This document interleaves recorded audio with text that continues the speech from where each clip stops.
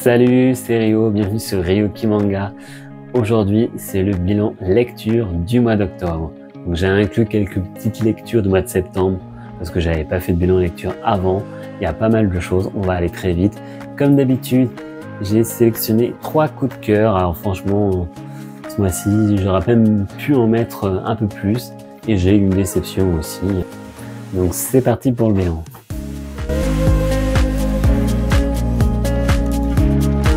Et on commence ce bilan avec Dandadan.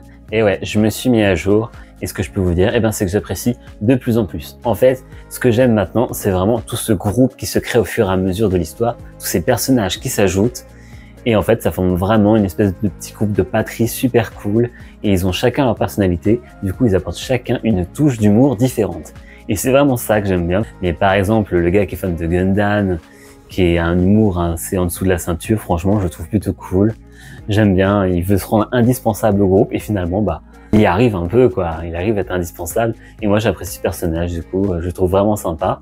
En plus, dans les derniers tomes, on a vraiment eu un arc assez intense, franchement, ça a laissé peu de place à l'humour et je pense que du coup, cet arc a l'air d'être terminé dans le tome 14. Je pense qu'on va repartir sur un début un peu plus calme pour repartir sur quelque chose peut-être plus intense dans la suite, enfin un nouvel arc, quoi. Donc, Dandadan, j'apprécie de plus en plus. Et on poursuit avec mon avis sur Losers, chronique d'un magazine légendaire de Koji Yoshimoto.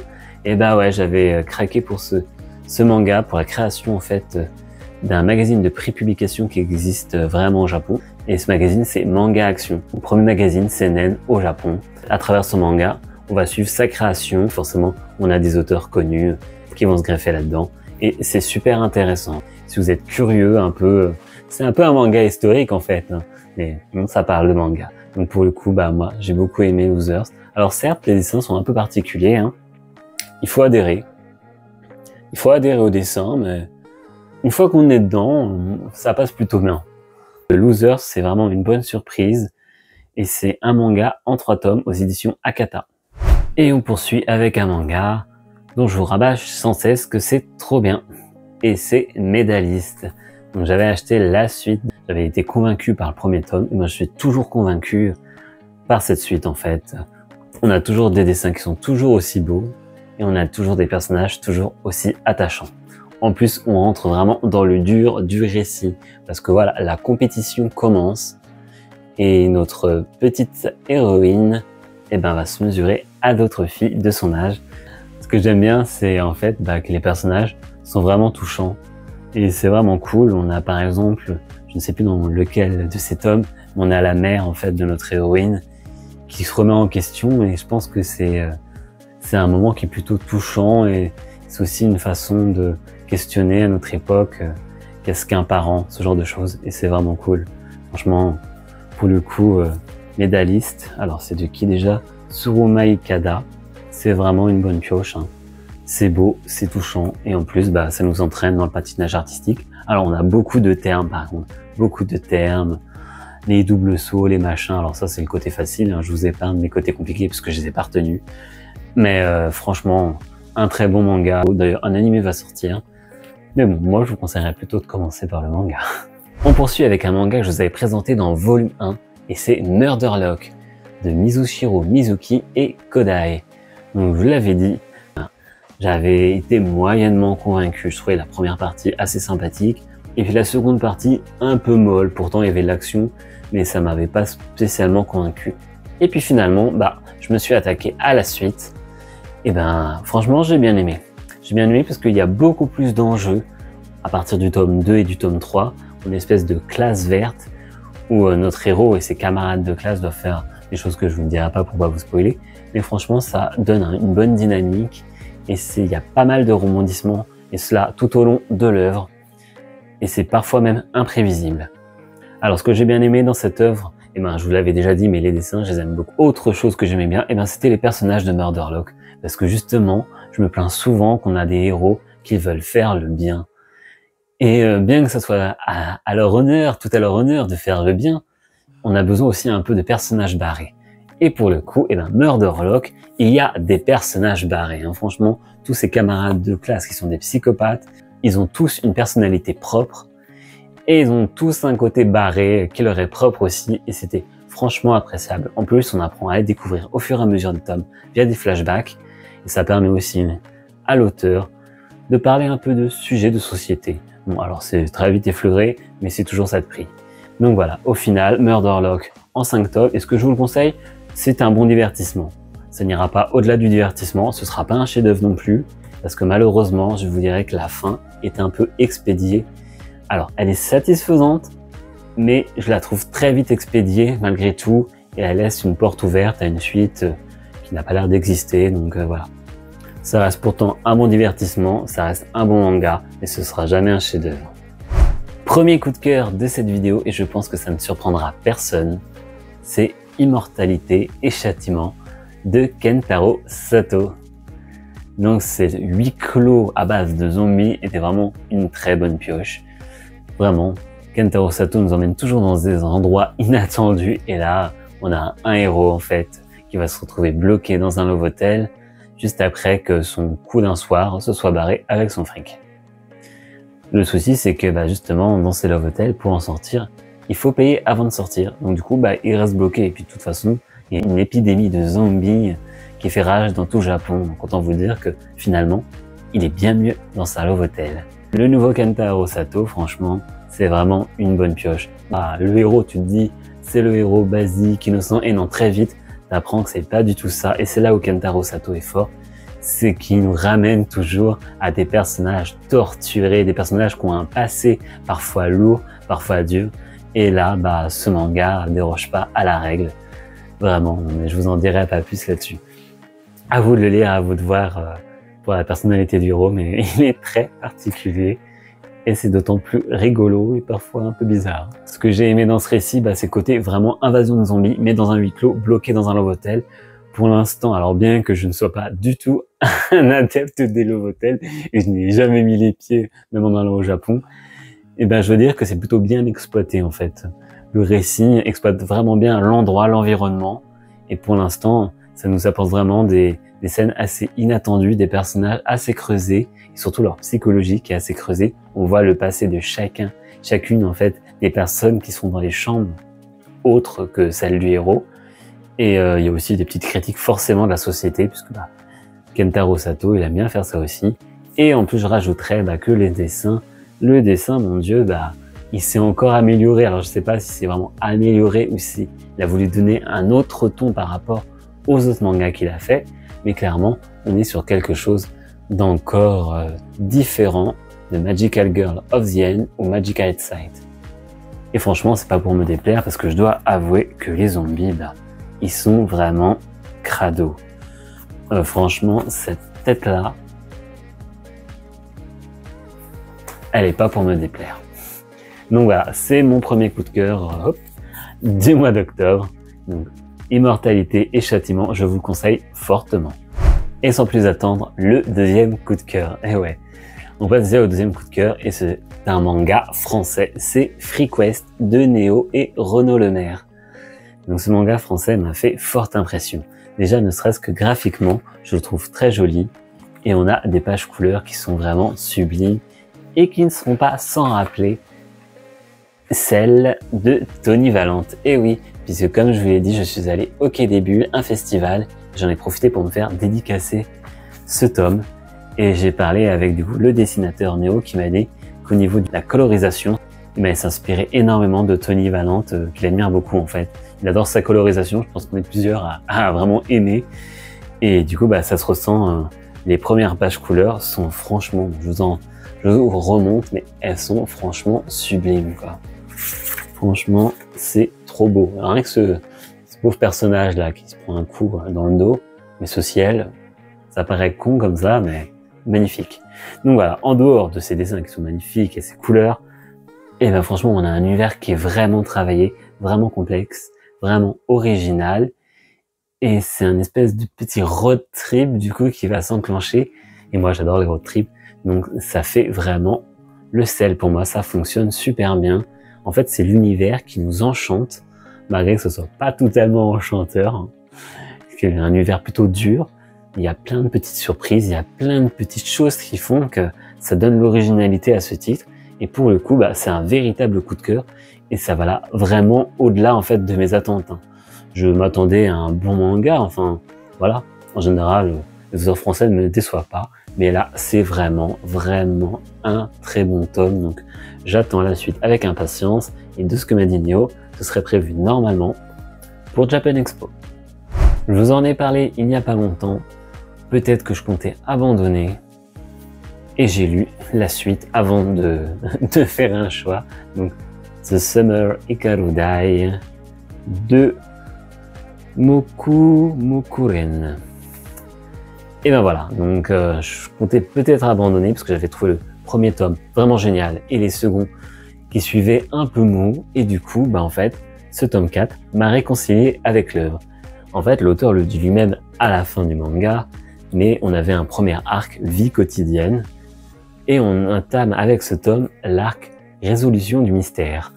Et oui, du coup, résolution du mystère, ça porte bien son nom, parce qu'on avance justement, on avance enfin dans l'intrigue, où au départ, pendant 3 tomes, on s'est posé énormément de questions, et là, on commence à avoir quelques réponses, et ça fait du bien. En plus, on part du coup sur un tome qui est beaucoup plus dynamique que le 2 et 3, où c'était vraiment de la vie quotidienne, malgré qu'on avait des scènes parfois très bizarres, et qui redynamisaient un peu le récit. Mais là, on en a beaucoup plus, quelques scènes surnaturelles, et moi, j'adore ça.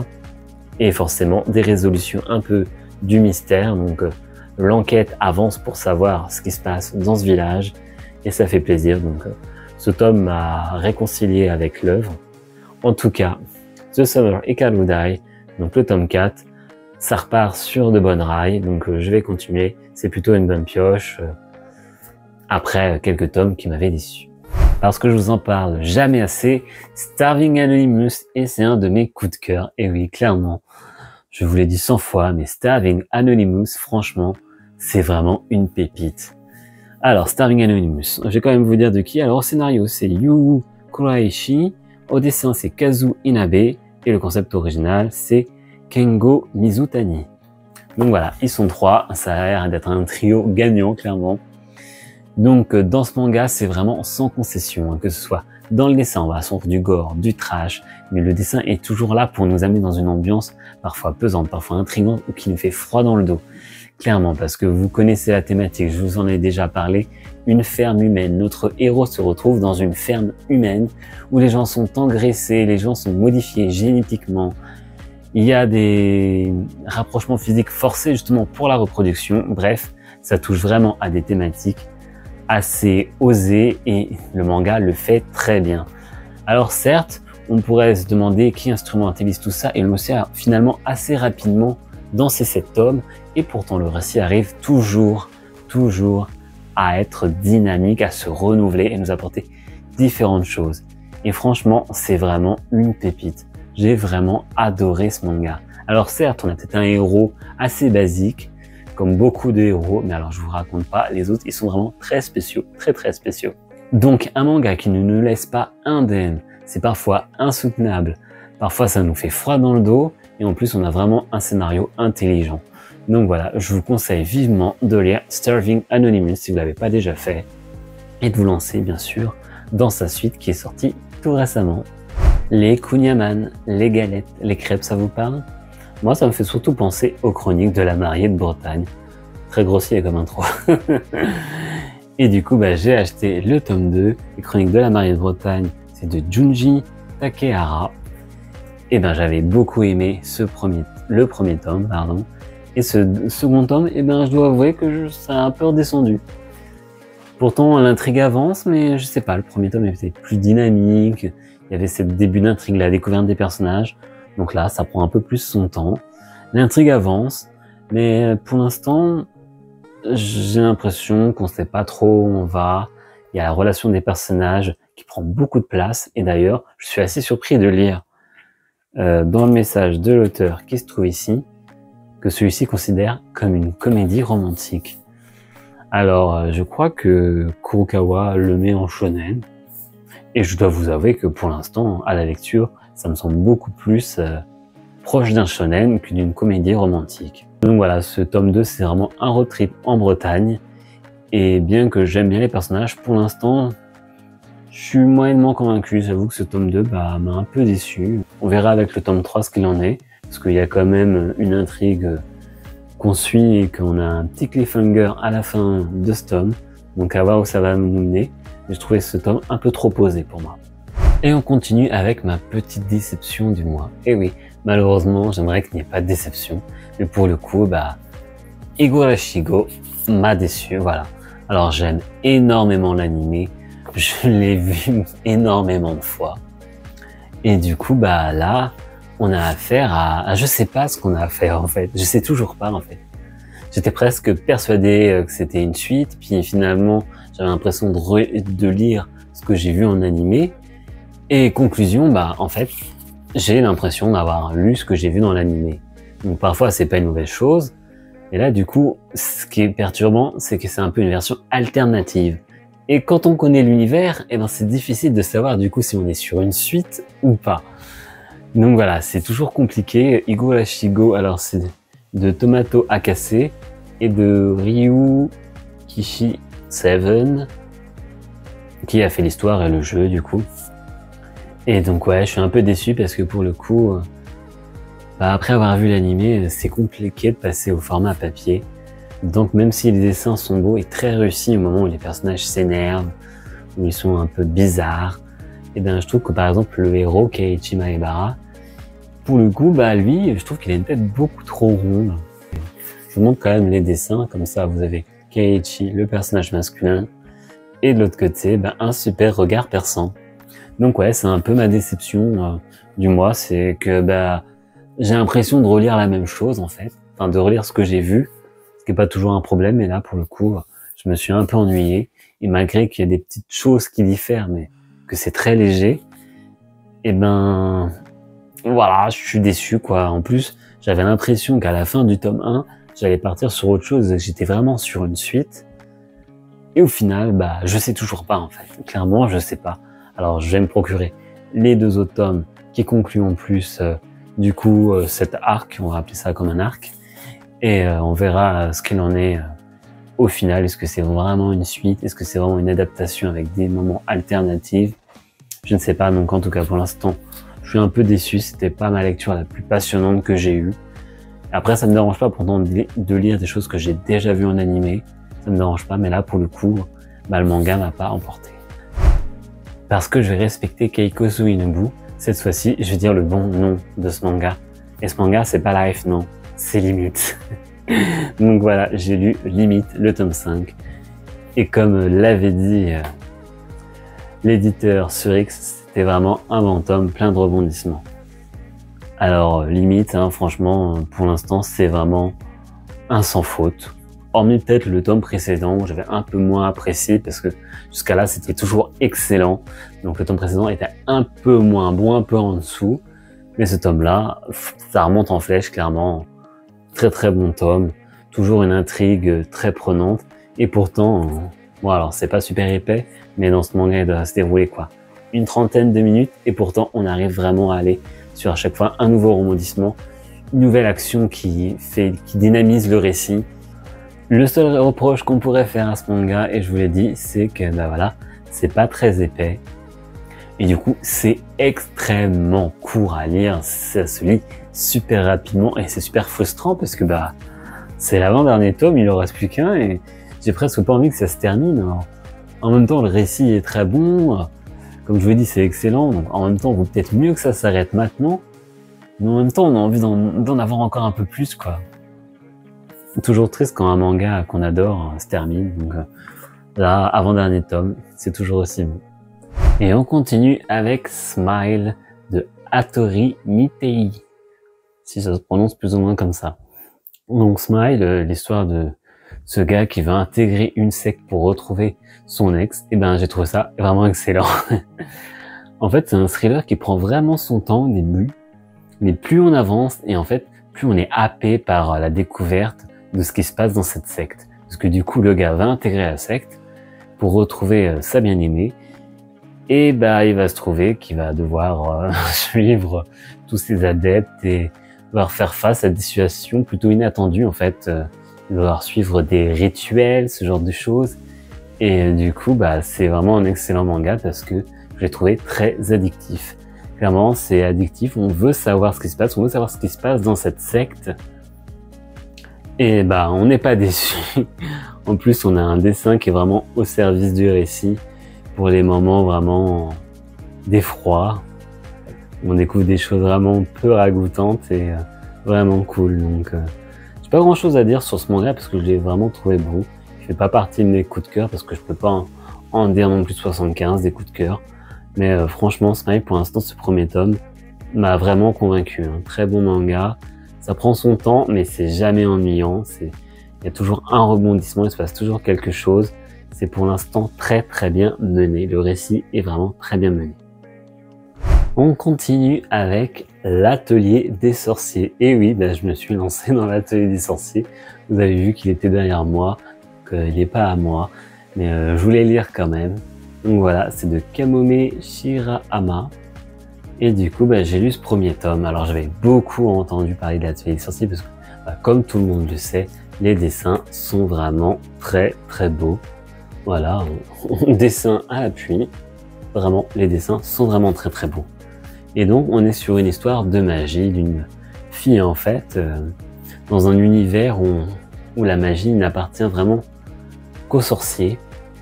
On leur dit en fait que la magie n'appartient qu'aux sorciers et qu'il est impossible d'avoir des pouvoirs magiques si on ne naît pas avec des pouvoirs. Et pourtant, il va se trouver que une certaine jeune fille, Coco, bah, va réussir à en fait faire un tour de magie. Et elle va se retrouver à devoir suivre les cours d'un professeur. Et voilà, donc pour l'instant, je dois dire que ce premier tome, j'ai bien aimé, mais voilà, ça casse pas trois pattes à un canard, j'ai envie de dire. L'univers est sympa, l'univers est enchanteur, et pourtant, bah, pour l'instant, je suis pas totalement convaincu. J'ai trouvé qu'il y avait des moments même prévisibles. Donc, à voir ce que donnera la suite. Ça reste pour l'instant très très beau au niveau du design, au niveau des images. Mais pour l'instant, moi, je trouve que l'histoire est plutôt convenue. Ça reste assez classique. Donc voilà, Atelier des sorciers, un bon manga, j'en attends plus et j'espère que c'est la suite qui va pas me décevoir. On continue avec un manga qui m'avait retourné le cerveau et c'est The Ishinose's Family's Deadly Thing et c'est le tome 4. Donc voilà, quatrième tome, j'avais énormément aimé les trois premiers et celui-ci, ben, je dois dire qu'il est un peu différent des autres dans sa structure.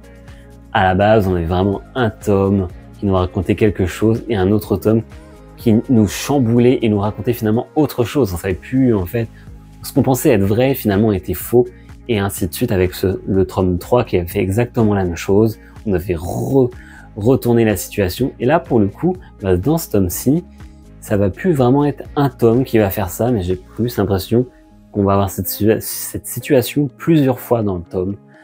Et je dois avouer, bah, du coup, j'étais un peu paumé. J'étais un peu paumé parce que ça devient de plus en plus compliqué de savoir ce qui est vrai et ce qui est faux et d'assembler toutes ces pièces de puzzle. Parce que je vous l'ai dit, c'est une intrigue très compliquée. Enfin, on a l'histoire d'un jeune garçon qui sort du coma. Toute sa famille, en fait, a perdu la mémoire et ne sait plus vraiment comment c'était avant, comment était leur vie de famille. Et ils vont le découvrir au fur et à mesure. Mais on voit qu'il y a des secrets, des choses vraies, des choses fausses. On a des pièces du puzzle qui apparaissent au fur et à mesure du récit. Et parfois, c'est très compliqué, en fait, de distinguer si telles paroles de certains personnages sont vraies ou elles sont fausses. Et du coup, parfois, c'est vraiment compliqué de tout remettre en ordre. Donc voilà, là, je veux un peu de mal avec ce tome-ci parce que j'ai eu du mal à remettre tout en ordre, sachant que on avait plusieurs fois ce changement de situation, retournement de situation qui a eu lieu. Mais j'avais l'impression que ça a amené plus de réponses, peut-être, que les tomes précédents. On voit bien qu'on se dirige d'ailleurs vers la fin de la série. Donc voilà, ce que j'aurais à dire, c'est que j'ai peut-être moins apprécié ce tome-ci, mais en tout cas, le récit fait toujours mouche, c'est toujours aussi palpitant, ça te retourne toujours autant le cerveau, et ça aborde surtout toujours des thématiques comme le déni, le deuil, la famille choisie, la famille réelle. Tout ça, ça mène vraiment à réfléchir bien au-delà de notre lecture. La French Touch, et ouais, la French Touch, ça touche aussi les mangas. Et donc j'ai lu La boutique d'artefacts, le tome 2 que j'avais pas pu lire puisque j'étais en vacances et c'est de Pacha aux éditions Kana. Et ben j'ai beaucoup apprécié ce deuxième tome. J'ai trouvé que les dessins, là où j'avais vu des faiblesses dans le premier tome, ont totalement disparu. De toute façon, à force de travailler, forcément, on maîtrise toujours mieux son dessin. Et c'est clairement le cas pour ce tome 2. Il a vraiment de très beaux dessins. Hop, allez, au pif, on vous montre. À vous de me dire ce que vous en pensez. Et voilà, j'ai trouvé dans ce tome 2 qu'on avançait, le lore était encore plus toujours exploré et ça c'est vraiment cool, je trouve. Donc voilà, on a un scénario qui avance lentement mais c'est toujours efficace. Chaque en fait chapitre, bien que ça fasse un peu épisode des séries des années 90 qui est indépendant, mais toujours avec un fil rouge qui suit, ben c'est un peu ça j'ai trouvé dans ce tome-ci. En plus de ça, on a des pages couleurs au début du tome qui sont plutôt jolies, j'ai bien aimé sur ce personnage en fait. Les reflets de lumière, j'ai trouvé que c'était vraiment très beau. Donc chapeau bas à l'auteur. Voilà, donc j'ai pas grand chose à dire de plus, j'ai bien aimé, j'ai passé un moment agréable, surtout son univers encore une fois, comme pour FreeQuest, c'est vraiment l'univers unique de ce manga qui arrive à nous emporter. L'auteur nous avait régalé avec One Punch Man, et on continue du coup avec Versus. Donc Versus, j'ai lu donc ce premier tome et voici mon avis. Et dans Versus, en fait, j'ai trouvé que le concept était vraiment excitant. Et pourtant, j'ai trouvé que le tome était un peu en demi-teinte. En fait, pour l'instant, j'ai trouvé ça convenu. On a un univers qu'on nous a décrit et pour l'instant, ça, ouais, je sais pas. C'est pas que ça fonctionne pas, mais comme il y a une partie découverte d'univers, ça j'adore. Et après, on a un début de quelque chose. J'ai l'impression que l'auteur a voulu en donner beaucoup dans ce premier tome et voire trop. Et au final, c'est un peu pas fouillis, mais ça manque d'un petit quelque chose à la fin du tome. Et j'ai trouvé, surtout, il y a un personnage j'ai vraiment détesté. C'est le familier du héros, là. Cette espèce de cochon au design très moche. Et je pense que c'est fortement voulu, hein, mais il me tape sur les nerfs. Franchement, il a un humour débile, un humour déjà vu. Je déteste ce personnage. Alors, je pense pas que ça soit fait exprès, hein, mais moi, j'adhère pas du tout au personnage. Ce que j'aime particulièrement dans ce manga, c'est ses dessins. Clairement, les dessins, moi, je les trouve vraiment très très beaux, très stylés. J'aime beaucoup les dessins. Malheureusement, alors que les dessins sont très originaux, les personnages, eux, ne le sont pas. On a vraiment un héros que je trouve stéréotypé. Le héros qui veut vaincre le méchant, blablabla, je vais y arriver, je vais trouver le courage. On a la femme forte avec le gros flingue. Une femme forte n'a pas besoin d'avoir un gros flingue pour être forte, hein, au passage, je dis ça. Enfin bref, il y a vraiment peut-être que le frère du héros, qui pour l'instant, j'arrive à trouver de la sympathie dans ce personnage. Pour les autres, pour l'instant, c'est très stéréotypé. Mais j'attends d'en voir plus et la fin en fait du tome va vraiment nous montre vraiment qu'il va y avoir quelque chose qui va commencer, un début de quelque chose, et peut-être que le tome 2 va remonter mon avis là-dessus, mais pour l'instant, je suis pas totalement convaincu. On continue avec Circé. Donc Circé, je vous avais dit beaucoup de bien du premier volume. Et ça changera pas pour le volume 2 et le volume 3. Circé avec ses vraiment très belles couvertures. Donc voilà, Circé, c'est toujours un récit finement mené, très très bien écrit dans ces tomes. C'est toujours prenant, on aborde toujours des thématiques assez dures, même parfois dans le tome 2, thématiques pas faciles à aborder, pourtant c'est toujours fait avec finesse. Et je dois avouer que c'est surtout le tome 3 qui pour le coup, à la façon de The Ichinose Family's Dead, vraiment chamboule son lecteur. Hein. D'autant plus que j'avais lu les deux avec un écart et quand j'ai commencé le tome 3, je me dis oula, je me souviens vraiment plus de ce qui s'est passé. Je me souvenais pas de ça, et normal puisque l'auteur a décidé vraiment de faire table rase de tout ce qui s'est passé. Enfin bref, elle veut nous chambouler et ça marche. Donc voilà, l'univers s'approfondit au fil des tomes. C'est toujours un plaisir de voir cette évolution, surtout dans le personnage de Thomas qui ne voulait pas croire à la magie et finalement, il semblerait qu'il commence à y croire. Du moins, il n'a pas vraiment le choix. Et en plus, la fin du dernier tome nous laisse présager un nouveau chamboulement dans le récit. Donc franchement, Circé, c'est une vraie réussite scénaristique. Donc, clairement, c'est très très prenant, toujours écrit avec finesse, je le redis. foncez si vous connaissez pas Circe et que vous n'avez pas peur des mangas français. Et on finit ce bilan lecture avec PTSD Radio de Masaki Nakayama. Donc PTSD Radio, c'est le dernier manga d'horreur qui est sorti chez Mangetsu en date. Et clairement, c'est une très bonne surprise. Je dois dire que je m'attendais pas à ça et c'est plutôt cool. En fait, je m'attendais pas à ce que l'histoire soit déconstruite chronologiquement. C'est-à-dire qu'en fait, vous avez à avoir des bouts d'histoire, qui sont parfois longs, parfois très très courts. Chaque chapitre va nous donner des informations et en fait, ce manga nous fait travailler les ménages parce qu'il va falloir essayer, en lisant, de remettre tout ça dans l'ordre et d'essayer de comprendre tout le phénomène. Parce que voilà, PTSD Radio, du coup, ça va être un peu compliqué à raconter. Voilà, au niveau des dessins, ça me fait penser un peu à l'auteur de Beck ou de Rin, plus récemment. Il y a un petit côté dans le dessin que je trouve assez similaire et j'aime beaucoup. J'ai pas trouvé ça spécialement effrayant, bien que parfois, tu tournes la page, tu as toujours un dessin un peu monstrueux qui t'amène en arrière. Ça a dû fonctionner une fois, je crois, que je me dis, oh ouais, tiens, je m'y attendais pas. Et si vous voulez travailler vos méninges là-dessus pour reconstruire l'histoire, franchement, je vous le conseille, hein. Pour le coup, il est vraiment excellent. C'est une autre façon de voir la lecture. Et voilà, c'est la fin de cette vidéo. Ça se termine là. Merci à tous ceux qui auront regardé cette vidéo jusqu'au bout.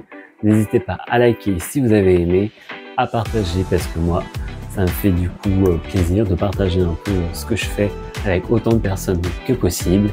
Puis pour ceux qui l'ont toujours pas fait, abonnez-vous. On se retrouve du coup jeudi prochain pour une nouvelle vidéo. C'était Rio et je vous dis à la prochaine. Salut!